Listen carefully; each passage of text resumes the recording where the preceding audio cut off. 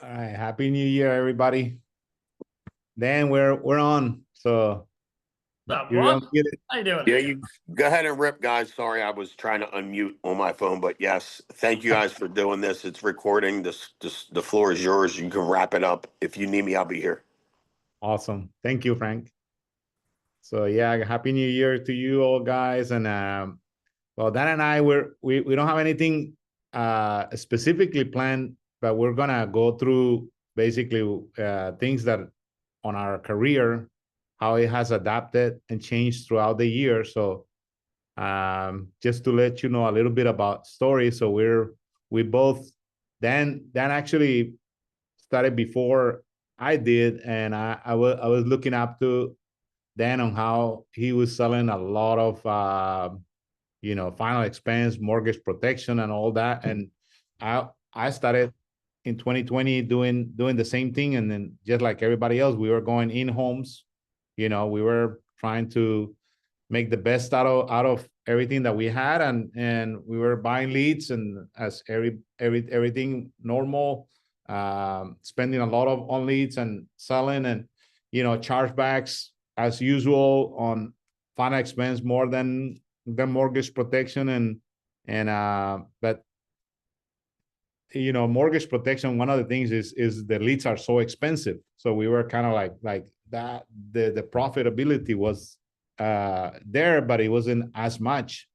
And back in 2021, where we started using social media, it started kicking in kind of in 2022.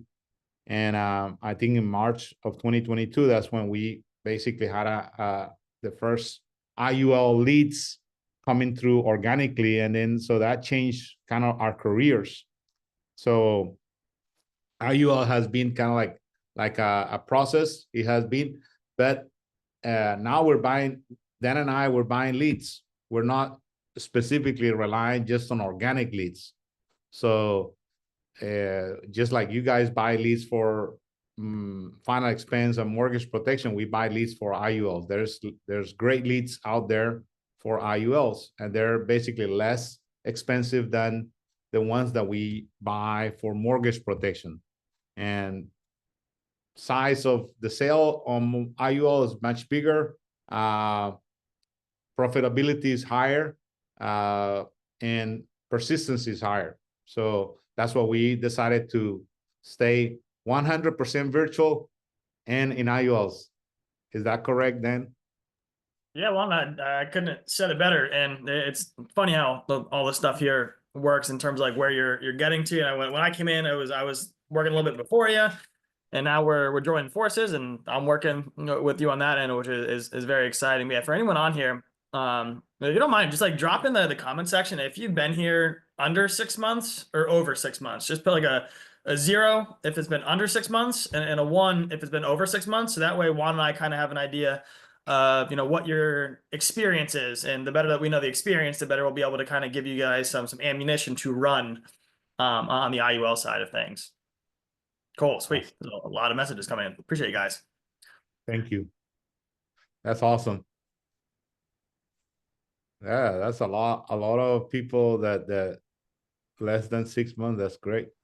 So sweet. So for everyone less than 6 months, I wish I got into the IUL space before then. Well, what you guys are doing here right now. For anyone that's been here over 6 months, like hopefully Juan and I can give you guys some good tips and tricks. And one thing that I'm also just gonna, if anyone's getting into IULs, do not just dump everything you're doing and get into IULs, but slowly start putting the IULs in your back pocket, like an extra tool to use. So that's something that I see a lot with new agents. Oh, IUL is amazing, big premiums, and I'm going to start working on that. Well, if you don't know how to print money yet in the final expense side and the mortgage protection side, there's a lot of very, very solid skills that you guys learn in the final expense and mortgage protection that will translate very well into the IUL space. But when you get into IULs, you got to know a little bit more product stuff, a little bit more about, just finances as a whole. So you never want to crush your profitability. So learn how to be profitable.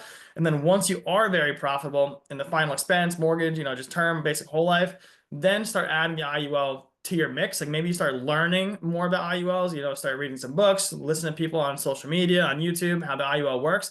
and then you start implementing that into your business versus just completely changing focus. That is one thing I would recommend as you guys do go through this call. I agree. I think IUL also is a very simple product. Most people, the main thing that you have to understand is the IUL can be used for many things. So it's kind of like an IUL. Mo Amjadi, who is part of our team, and he sells a tons of IULs. He's not what we would say a totally known person to know the product, but he understands it correctly so he can help people. And one of the things that you have to understand is IUL can be used for many things. Like it can be used for final expense if the person qualifies for. It can be used for college funding for the kids, so it can be used for retirement. It can be used as people wanting to be their own bank. It can be used for just life insurance as a whole, but with the cash value. So IUL has two sections to it. So one has the life insurance and the other one has an index account. And what that means, that's what is called the index universal life, because that index can grow money for people on interest, basically like the S&P 500, which is the most popular index. So if somebody knows how to design an IUL well, they can design it based on what the person wants. Like the person wants to grow their money, we can minimize the life insurance to the minimum, and then we can maximize the cash growth. And that's kind of like the key is knowing how to do that. And there's many videos out there on how to do it. It's like, there's not that big of a science. National Life, Fidelity and Guarantee, all of them, they have great trainings too on how to do it. And then the other part is if people want like mortgage protection, for example, I used to use IULE as a mortgage protection, and the same thing, you can use an IUL, regular IUL, as a protection focus, and that is designed for protection. So that means you put in the maximum amount of life insurance for the policy based on the payment. So that is not for growth. So if somebody wants to grow their money and they put them on a protection focus, they're not doing a very good service to the client, because the money is not going to grow properly. That's all you have to understand is like there's two buckets, one for life insurance, one for index account. And if you know those two, you can design them correctly and choose whatever company you feel comfortable with. Like I feel very comfortable with National Life Group, but there's a lot of people that feel very comfortable with F&G or other company like Mutual of Omaha. That's okay. They're all good companies. Yep. And one thing that I like to explain whenever I'm working with new agents coming on board, or even clients, when I'm explaining how the IUL works to a client, I say it's like a seesaw. We got the death benefit on one hand and you got cash value on another. So let's just imagine a client wants to do put in $500 a month. If you got a seesaw here, we got death benefit at my hand and you got the cash value at my elbow. If you had a very high death benefit in place, more of your premiums are going to go covering the higher death benefit. So let's say 80% is going to go to the death benefit and 20% will go to the cash value. And then if you drop the death benefit way down for the same $500, maybe you have 20% now going to the death benefit and 80% going to the cash value. And you can kind of say, hey, client, where do you want to be on the seesaw? Do you want more death benefit or want more cash value? And I think that's just a nice, easy way to explain it to clients. If you're ever working with them, hey, are we more worried about death benefit focus, or are we more worried about retirement focus? And I just use a simple seesaw analogy. That word is very simple for people to understand. I remember when I first got into more in the IULs for Wealth One, I had David McKnight on one of my calls. My team calls, and if anyone doesn't know David McKnight, if you're wanting to get into the advanced market side, he's a great person to start listening to. He's got some great books out there too on IULs. And one of my agents goes, Dan or David, how do I sell more insurance? And then David literally goes, stop effing talking about life insurance. Anyone that has money does not want to talk to the life insurance man or woman. They want to talk to a person that's going to help them solve their problem. And that's maybe one on the sales side of it where we see a lot of success is not just shoving IULs down someone's throats, but figuring out, hey, what is this client's problem? And an IUL is like a Swiss Army knife. You can use it for death benefit protection. You can use it for tax-free retirement. So you kind of, as you're going through the sales process, you're asking, do we have anything that acts like life insurance in place? You kind of figure out if there's anything on the retirement side, the golden question. Are we worried about the death benefit side of stuff? Yes. Cool. Hey, are you worried about taxes going up in the future? Yes. Are we where we want to be retirement side? No, we're not. And then you're asking a lot of the questions that the IUL is going to be a solution for. And then you say, hey, I think we might be able to solve a lot of those problems with one stone. Let me show you how that works. So instead of just talking about amazing, IUL is the best. Now you ask the questions that the IUL solves and figure out where that client is. And then the IUL is the solution to that problem. I don't know if you had anything else to say on that side, but that's something that we find very helpful on the sales side of things. Correct. I will say that is pretty much, like there's not that much things that you have to learn to help a family, basically. Like if you're an insurance agent and you got the capability of helping people in many areas, not just final expense or mortgage protection, you can help them just like we help people on planning some of their their futures. And IUL is a great tool for people to grow their money tax-free. There's not that many places. How many places can you name that people can grow their money tax-free? Roth IRA is one of them, but the Roth IRA, if somebody makes over 150,000 or more a year, they do not qualify for one of them. So they call it the rich Roth IRA because it's some of the wealthy people can put money into an IUL, maximize that. And like Dan was saying, instead of you calling yourself, I'm a life insurance agent, I don't like to call myself a life insurance. We got millions and millions of life insurance, but I like to call myself a financial strategist. And if I'm a financial strategist, I separate myself from everybody else that is a life insurance agent. So you want to start calling yourself a little different, especially if you're using the IUL as a tool. So that's... And a fun note on that is I just used a loan for my life insurance policy, and I just use that as the down payment for a property in Alabama. I just closed on it a couple days ago. So it's when you're able to talk to people on a lot of different, when you're doing the same thing. I'm always a big fan of you. If you believe in it, you got to be freaking doing it too. So if any of you guys are on here, maybe if you're brand new, okay, you got some flexibility in there, but if you're starting to make some, $5,000, $6,000, $7,000 a month, at least at the very beginning, you should, if you believe in what you're selling, you should have it yourself. It's kind of like if a solar person is going to come to me and say, solar is amazing. Cool. Do you have the same product with you? No, I don't have solar. It's like, well, this doesn't make sense to me. So you got to believe in what you're selling. And then by getting the same product on yourself, you're going to be forced to make sure you're setting that sucker up correctly. Because you don't want to put yourself into a marriage that you're not going to like at the very beginning. So you're going to figure out a lot of the stuff as you're setting up that policy to figure out, how do I actually need to be doing this? And a great way of doing that is, get with your upline or get with someone that's, doing IULs in your inner circle. Get with myself, with Juan, someone on our agency, and we can show you exactly how that works. So as you're setting up your policy, you know how to then do it for your clients as well. And you start learning some of the more the intricacies inside of the policy too. And that's true. Like I actually got into the IUL because I hated that I didn't know about IULs early on.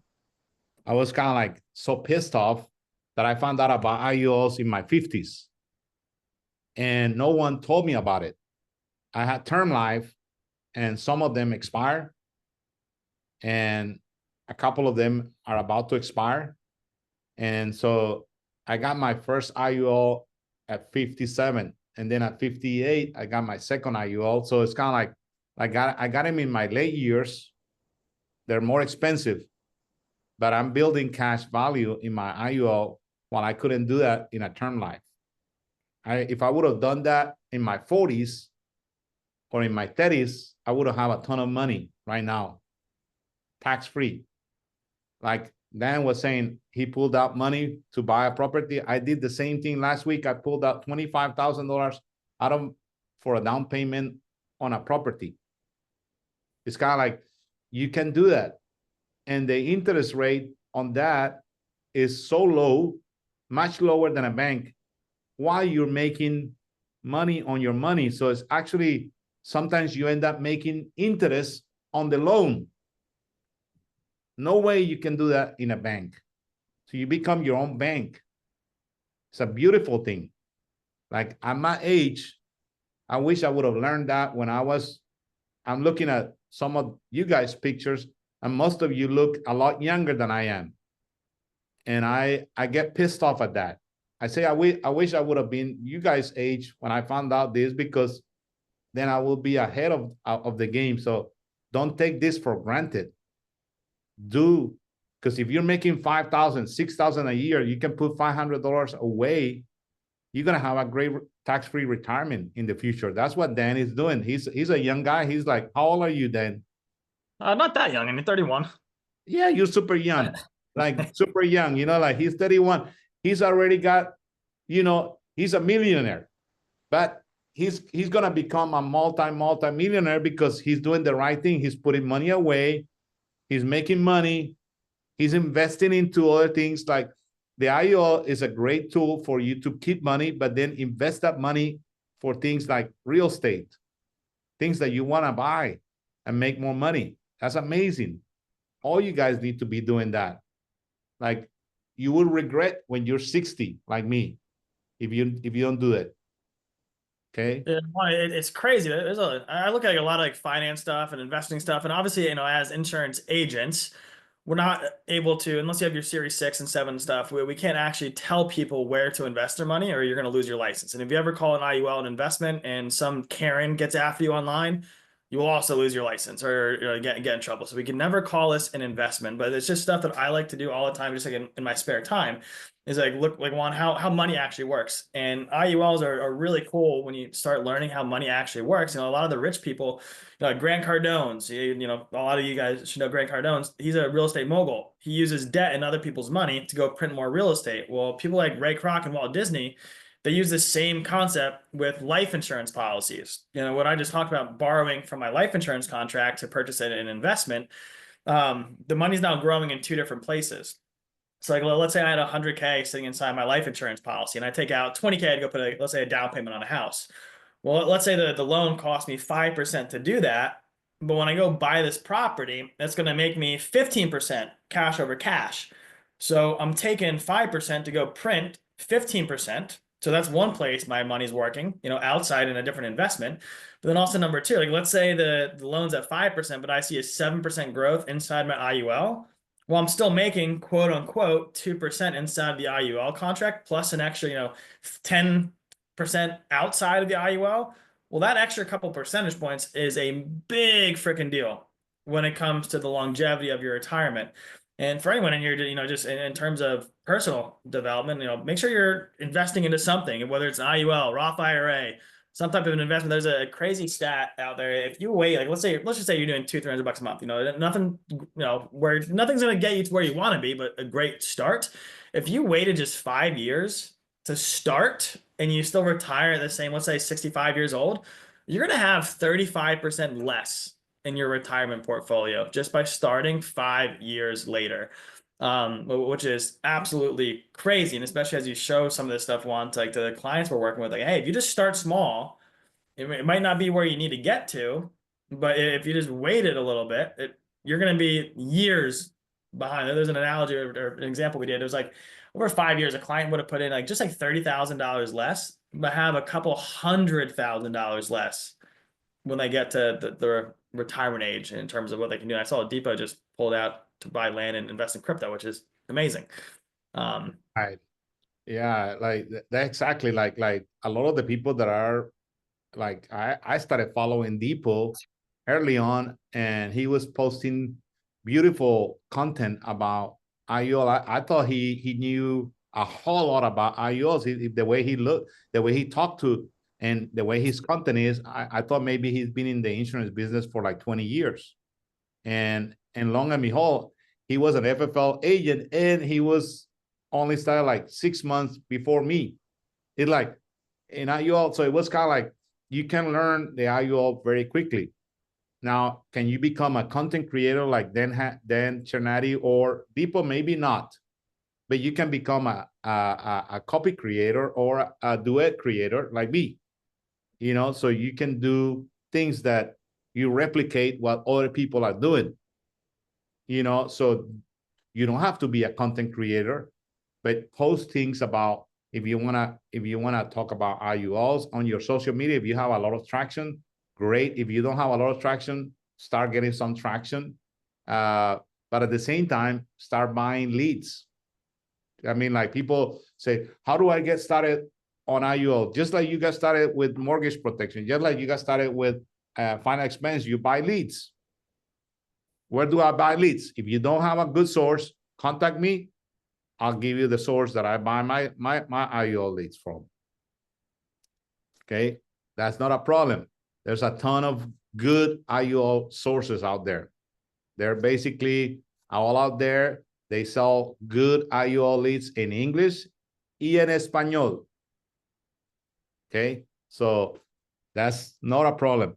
The one question was, does Lafayette offers IUL? No, but they do offer great whole life for infinite banking, which is a total different deal. You know, we will have to go into a new training for infinite banking for that. Mm-hmm. And Juan, I guess if we're gonna, do you want to keep going through? Or do you want to open it up to some of the questions that we see in the chat? Sure.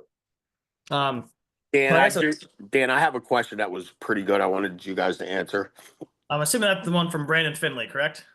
Yeah, about the challenge of asking questions. Yep. You have it. Go ahead and answer it. I Yep. just want to make sure you guys got to that one. About to, yeah. Frank was about to. I saw it was a very good question there. But if you guys want to get into IULs, follow people like Juan or myself or other Depot. Follow the content creators and start learning a little bit about how they're positioning IULs, how they're talking about IULs. I think that's would be a great place to start. And if you really want to kind of take it to the next level, there's a couple books that I read that really helped me on the IUL side. One was Money Wealth Life Insurance. I'm a big reader, so I like to read books. You know, some other people might be more visual, but Money Wealth Life Insurance by Jake Thompson was a great place to start. For me, it kind of talks about how all of them are related. And then The Power of Zero by David McKnight was also a really good spot for me to start. And again, you got some of you guys might be more visual, you know, plug into these trainings, you know, watch people like Juan, Depot, myself on social media, talk about how the IULs work, or you can, you know, pick up those books depending on, you know, what your learning style is. But Brandon, that is a really good question. It says, and for everyone out here, Brandon's question was, a challenge I'm having is asking the right value questions versus asking questions that can be solved with the life insurance product. And I don't, Brandon, first of all, that's an amazing question. And Juan, correct me if I'm wrong here, but those questions don't have to be mutually exclusive. You know, they can exist in the same, and they can exist outside of each other too. So you still want to ask very good questions that are good for the client. It doesn't, sometimes an IUL or mortgage protection or final expense, if you're a really good salesperson, saleswoman, or man, like, you got to know when to walk out of a house too. So it does not like your question has to always sell them on why they should get something. You know, knowing when to say no, that salesperson is probably selling a lot more insurance than the person that's always trying to jam a product down someone's face. The person that just actually sits there and asks them really good questions. And Brandon, it doesn't have to be life insurance related all the time. But like if you're sitting down in a final expense appointment, you know, you start trying to figure out, you know, let's say Miss Mary is 75 years young. You want to figure out, like, why does she want to leave a legacy? You're not asking about really the life insurance yet, but you're just trying to figure out, who is Miss Mary? You know, what does she do for work? Does she have a daughter, a son, or grandkids? And I always like to ask about grandkids in final expense, because sometimes they don't like their immediate kids, but every grandparent loves the grandkids. So, you know, talk about the grandkids and you're building value that way. You're also just asking questions to get to know Miss Mary as a whole. You know, is she from this area? Is she new? You know, what does she do for fun? You know, build that rapport. On the IUL side of things, whenever I'm asking questions, And I try to figure out, what is my product going to solve? You know, before I go into an appointment, what could an IUL solve? An IUL could solve a death benefit problem. An IUL could solve a retirement problem. And yes, there's a lot more stuff like in between that you can kind of bring them into more questions, but those are the two main things that an IUL could solve. You know, death benefit protection for the family and like a tax-free retirement, or the be your own bank side of the cash side. So as I'm going into that appointment, I know these are kind of what an IUL can solve. So now, Brandon, it's a matter of figuring out what questions can I start asking that can get me over here. You know, does a client actually need death benefit? Do they have any current life insurance in place? Do they have anything else that acts like life insurance? And even if it's no and no, hey, Bob, Mary, do you have any kids that you're worried about leaving a legacy to? Now, if you pass away tomorrow, are we worried about this? Because there might be a situation where they don't have any kids or they don't have a significant other. Then they might not be as much interested in the death benefit side. But it's really just kind of getting to know them. And a lot of this stuff just comes with, like, straight up branding. It comes with reps. Like the more reps that you do, like Juan and I probably sat in on thousands and thousands of appointments. So like the more and more that you do this, just naturally, you're going to get a lot better at doing this stuff. And something that I would do if I were you is start taking some notes. I don't know if you're currently doing this, but something that helped me a lot is take a bunch of notes on all these appointments. You know, how am I building rapport for this person? And what I would explain to some agents is you always want to peel back layers of the onion. You know, if you just go into a final expense, you know, meeting and you say, hey, Mary, what are you trying to do? Well, I want to provide $10,000 for my daughter. Cool. It's going to be $100 a month. Well, I don't love my daughter that much. Let me think about that. But when you find out the daughter works 2 minimum wage jobs to make ends meet, she's a single mother. She's working, you know, 2 jobs, single mother. She's got 3 grandkids and she can barely pay her bills right now. And you figure out, like, hey, what's going to happen to Mary if you don't have this in place? Oh, well, no, my daughter's screwed. Cool. Hey, if we can solve this for like $100 and we can take care of all that stuff for you, will that alleviate a lot of pressure? Yes. Cool. Sweet. Sign me up. So very similar stuff's, you know, true on the IUL side. That's more like the cash value that you're getting into. Like, hey, what do you currently have in place? You know, Bob, man, like, well, you know, Bob, if you don't change, like, what does this look like for your future? Well, I'm not going to have anything in place. Well, do you know anyone that does that currently? Like, is that where we want to go? Or, hey, what's been the biggest holdup to getting you to that spot? And I think, Brandon, a good, how do I say it? You want to be very confident too when you're asking the questions. And Juan, this, I think it's something that John Wetmore helped me a bunch with. And it's, imagine you went into a doctor's office, Brandon. There's 2 different doctors you went to. You know, doctor, and your leg hurts. You know, doctor 1, you go into the office, yeah, okay, cool. You know, come back in a couple of weeks. We can, you know, see what you want to do then, and we can just, you know, take it slowly and figure out how we're going to heal your leg. Doctor number 2 goes, hey, Brandon, you want to get back on the football field, you know, next year? Yes.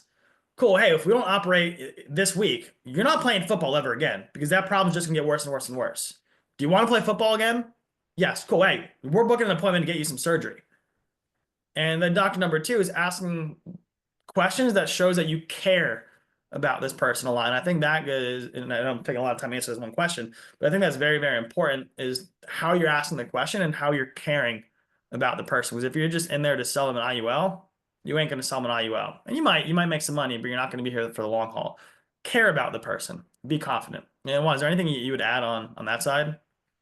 I would say that was perfectly. I mean, I would say confidence, asking questions is a key on anything that you're doing right now, whether it's final expense, mortgage protection, IUL, whatever, annuities. So another question that I saw, like, from Casey Chandler, you know, if you're looking for a good final expense for your parents, or, you know, how healthy are they? You know, if they're pretty healthy, if they're not taking too many medications you probably can get them qualified for an IUL, which is the cheapest way for them to carry final expense. So people that qualify for an IUL, is much cheaper for them than basically a whole life final expense. The problem is where they qualify, and you know, if they qualify for term life, like if you have insurance toolkits and you put that they qualify for term life, that's pretty much they can qualify for an IUL. So that very similar standards for qualifying for a term life than an IUL on insurance toolkits. But final expense, of course, you can qualify a lot more people, but those are for final expense. That's for people that probably are over 50 and they may not qualify for an IUL. And then there's another good question, Juan, in there, the difference between an IUL and a whole life. I think that's a very good question, one that I wish I knew a little bit more of when I first started. And Juan, correct me if I'm wrong here, but how I explain it to clients is whole life and IULs they both fall under the sphere of permanent life insurance. So you got permanent life insurance up here, you got whole life, and you got IULs. The way they work is just going to be in regards to how the cash is credited and how the expenses work. So typically, a whole life product is going to be giving interest based on dividends and the performance of a company. So you're typically always every year looking at like 4 or 5%, never more, never less. It has no correlation with the markets whatsoever. An IUL policy is linked to an index like the S&P 500. So you could see 0 years and you could see 9, 10% years. So what I say to my the clients and agents is that the IUL should have more growth potential in it, just less guarantees. Whole life, more guarantees, less growth. And typically whenever we have more guarantees in anything, there's less growth. Like your money is guaranteed to be there in the bank if you just have it in the bank. But that's also a big risk because then that money is going to just sink due to inflation. And the purchasing power of that money is going to just evaporate. But that's the biggest thing is how the interest is actually credited to the cash components. Whole life, it's dividends, not tied to the market whatsoever. IULs, it's going to be linked to the market index like the S&P 500. I'd say great. I mean, I don't know, Frank, do you want us to cover anything else? We're about time. I know you like to do like 30 minutes meeting or Frank, anything? I don't know if Frank is. I'm here. Let me go through the chat real quick and make sure you answered. Did you guys answer most of the questions? Let me put my Instagram handle in there real quick. Did you answer what determines if you go with IULE or a properly structured IUL, and explain to them how the IULE is structured? Because I think that's a big deal. What I'm running into a lot, Dan, with some of the folks on my team is them going, if they can, IULE no matter what. And I don't necessarily think that's the best option for every situation. So if you guys could hit on that, it's a big deal. And I love what you said about writing your own first so you know how to properly structure it, because it's a huge deal. Like if we're thinking about what we're doing for people and what they're trying to accomplish, how important it is for us on our end to make sure it's set up properly, because you can really screw somebody up. You can, and I hate when that happens. And to be honest, I did it a few times when I was brand new. I did. However, I had a manager, an IUL expert that I asked to review what I did. So like go out there, make a mess. And as long as you have someone that's got your back, you're never going to screw over a client. So don't be worried about making a mess. Just be worried about learning and knowing that you have the support behind you, like Frank, Juan, myself, Depot, any of these other people that have been doing IULs. We got your back. We're not going to let you screw someone up. So yes, it's important to learn all this stuff, but don't let that prohibit you from going out there and learning the real skills that you need to actually help these people. But Frank, in terms of like IULE or F&G or National Life Group, what I always tell people is that a good, a properly structured IUL policy from even if it's like a shitty carrier, not that there is a shitty carrier, but just using that as like a benchmark, will outperform a very crappily structured IUL policy from the best insurance company. So it matters more about how the policy is actually structured based on the client's goals than the company as a whole. The only thing that doesn't sit that well for me whenever I see a lot of IULEs is that they're pitched as a tax-free retirement tool when it's set up for target premium. if there's a policy that's set up for target premium, I love the IULEs. I used to write a lot of them back in my days of mortgage protection, a little bit in final expense. I love the policy for what it is, but I don't like when people always combine the two 100%. And I can get into a lot of the complexities behind that. But if I'm going to sell an IULE, again, it's a great product for the right situation, for like a basic mortgage protection appointment.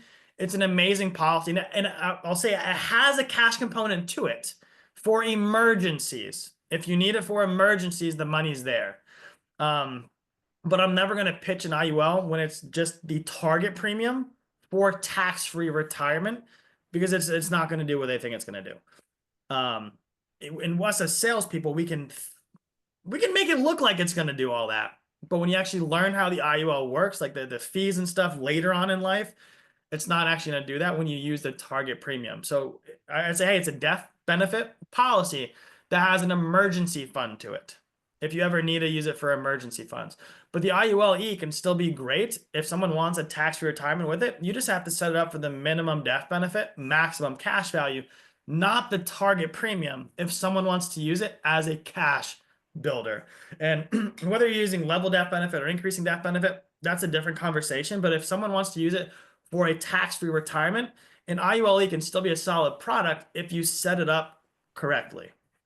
Dan, let me ask you this, and then we'll wrap it up after this. Is a good question. If I wrote an IULE on you, I screwed it up. Can I restructure it, or how would you go about fixing that? Depends how long the policy's been in place.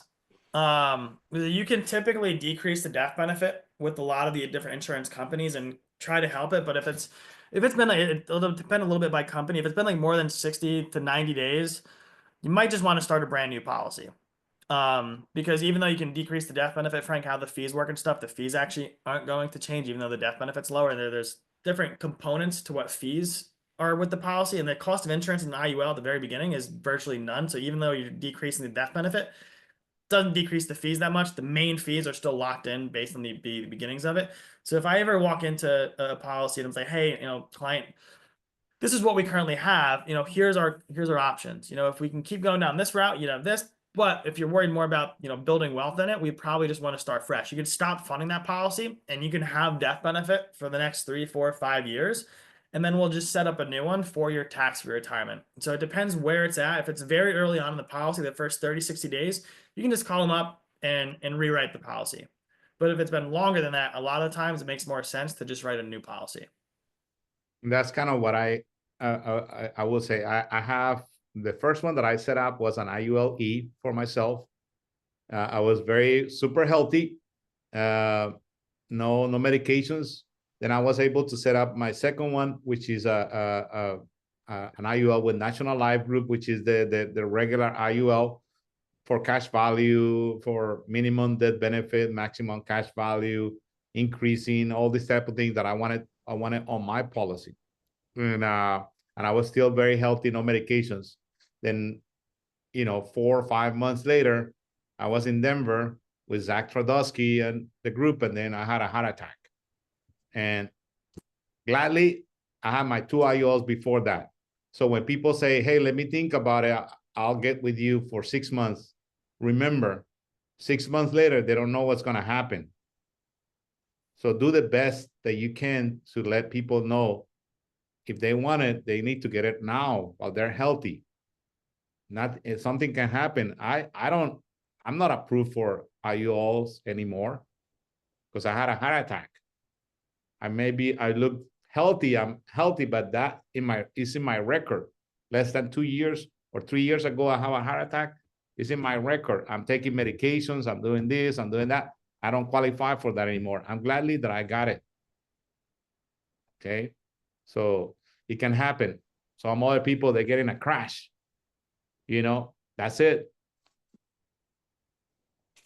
Yeah, Juan, that's great. I do want to, I saw this a few times. Where do I get the recordings of these calls? I just posted the recording from last week in the chat. I've posted it a few times. Every week, I will post in the chat the recording from the previous week, and you guys can copy them. If you don't see them, or if you want something else, reach out to me directly. I did also post my phone number in here.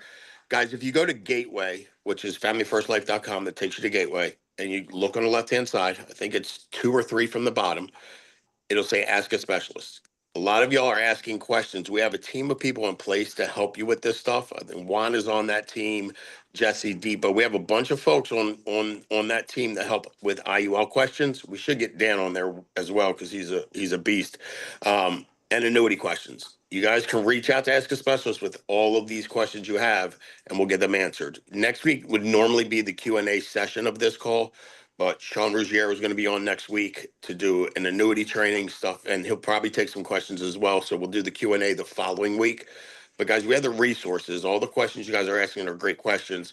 But if you don't have a manager and upline, someone in your group that knows and understands these products, reach out to either myself or go right to Ask a Specialist, and I will connect you with somebody that can help you do everything you're trying to do. Does that all make sense? All right. Juan, Dan, thank you guys so much for doing this. This was an incredible call. We appreciate y'all. We will see you tomorrow. The T&L gets dropped, and then Monday on the Builders Call, noon Eastern Standard Time. So have a great weekend, guys. Happy New Year. Thank you, Dan and Juan. Appreciate y'all. Appreciate Thank it. you.